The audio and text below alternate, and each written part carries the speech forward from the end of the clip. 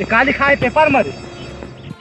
काका 2500 कुंटल में धान लहा कहा थे साला नहीं बेचाएगा कि 1200 कुंटल में बेचवा दे धान ला आधा रेट में घलुक नहीं गए हवे। आगे तेला सारा कहाँ ले लाथे बोरा बोरी? एक बोरा 60 रुपया के विशा सकते बता ना।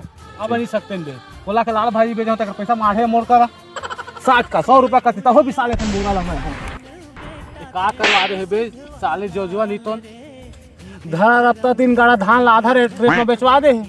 हो कैसे करथे दुकान वाला है एक बोरा के पीछू 20 रुपया दहा बोकरा फंसा के लाबे कहे रही से वह तो इला फंसा दे हैं इसके पहान के दोगला रे खिया के मर मेरे साला खिया के और साला कुत्ता कहीं के हाओ तो लोग ज्यादा गाली गलुक दे नहीं सकम रे सगे भाई हो जाता।